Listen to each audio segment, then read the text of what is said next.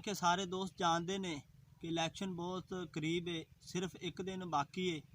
तो मैं सोचा भी क्यों ना होवे कोई वीडियो बनावा ज़बरदस्त, तो उनके तो लोगों को फ़ायदा हासिल हो सके।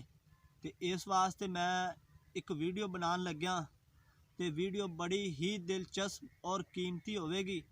तो जिन्ने भी मेरे दोस्त मेरी इस वीडियो को वेखणगे इंशाअल्लाह उन्होंने ज़रूर सबक मिलेगा। तो वीडियो का आगाज़ सिर्फ आप 2 मिसालों तो करना है, तो इंशाअल्लाह दोवां तो ख़त्म कर देना है। तो पहली मिसाल ये, वो सियाने कहते हैं कि एक बंदा सी ते वो ना किसी पुल ते खलो के ना टैक्स लैंदा सी बंदियां कोलों, किसी पुल ते खलो के टैक्स लैंदा सी। ते वो टैक्स भी लैंदा सी बंदियां कोलों ते नाल छित्तर भी मारदा सी बंदियां दे। ਜਿਹੜੇ ਬੰਦੇ ਉਸ ਪੁਲ ਤੋਂ ਗੁਜ਼ਰਦੇ ਸਨ ਨਾ, ਉਹ ਜਦੋਂ ਬੰਦੇ ਗੁਜ਼ਰਦੇ ਸਨ ਉਹਨਾਂ ਕੋਲੋਂ ਟੈਕਸ ਵੀ ਵਸੂਲ ਕਰਦਾ ਸੀ ਤੇ ਨਾਲ ਛਿੱਤਰ ਵੀ ਮਾਰਦਾ ਸੀ। ਅੱਛਾ, ਉਹ ਜਦੋਂ ਫਿਰ ਉਹਦਾ ਮਰਨ ਦਾ ਵਕਤ ਕਰੀਬ ਆ ਗਿਆ ਨਾ, ਤੇ ਉਹਨੇ ਸੋਚਿਆ ਵੀ ਯਾਰ ਮੈਂ ਸਾਰੀ ਜ਼ਿੰਦਗੀ ਬੁਰੇ ਹੀ ਕੰਮ ਕੀਤੇ ਨੇ ਤੇ ਲੋਕਾਂ ਨੂੰ ਪਰੇਸ਼ਾਨ ਕੀਤਾ ਹੈ ਤੇ ਲੋਕਾਂ ਦੇ ਉੱਤੇ ਨੁਕਸਾਨ ਕੀਤਾ ਹੈ ਤੇ ਮੈਂ ਬੜਾ ਹੀ ਗੁਨੇਗਾਰ ਹਾਂ।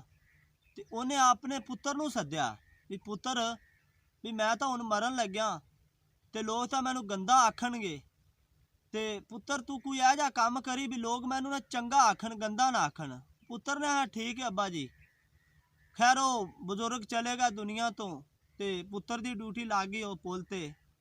अच्छा, जो पुत्र की ड्यूटी लग गई वो लोग आवन करन, वो टैक्स भी लवे करे लोगों तो, नाल छित्तर भी मारे करे ते नाल मूँह भी काला कर देवे करे, नाल मूँह भी काला कर देवे करे।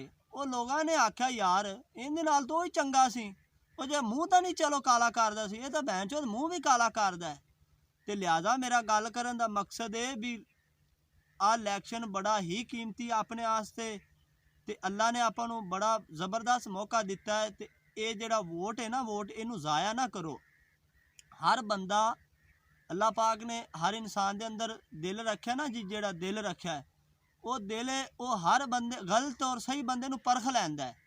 तो जिन्ने भी मेरे दोस्त मेरी वीडियो वेख रहे हैं ना, उन्होंने चाहिए भी इस वीडियो तो सबक हासिल करन और अपने अपने इलाके अंदर जेड़े भी कैंडीडेट उठे ने ना इलैक्शन वास्ते, किसी अच्छे कैंडीडेट नूं तुसीं अपना वोट दवो, ठीक है।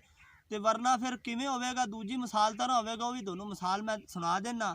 वो एक बंदा ना चला गया जंगल अंदर, और जो जंगल अंदर चला गया ना बंदा, तो उन्हें शेर तो पूछा भी तेरी 1 मिनट च कितनी स्पीड है। शेर तो पूछा बंदे ने भी तेरी 1 मिनट च तू किन्ने किलोमीटर करना है। वो शेर ने आख्या भी मैं 1 मिनट च 50 किलोमीटर कर लैना। उन्हें हाँ ठीक है तू 50 किलोमीटर कर लैना है। उन्हें आख्या हाँ मैं 50 किलोमीटर कर लैना। उन्हें चीते तो पूछा हाँ भाई तू दस तू 1 मिनट च किन्ने किलोमीटर कर लैना।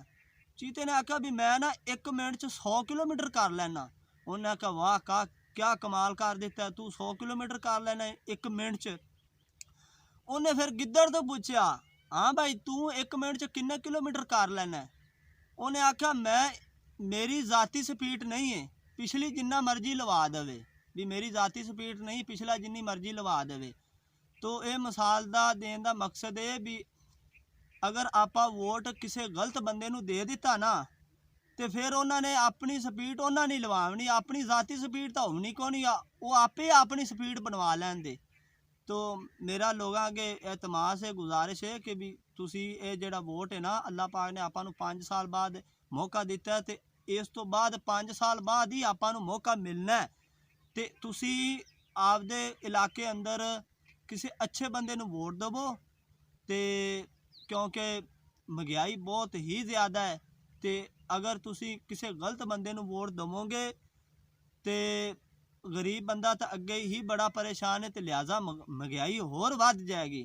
तो अगर मेरी वीडियो अच्छी लगी है मेरे दोस्तों नूं, तो मेरे चैनल नूं सबसक्राइब करो, तो बैल आई घंटी नूं क्लिक करते तो आल ते सिलेक्ट कर दो।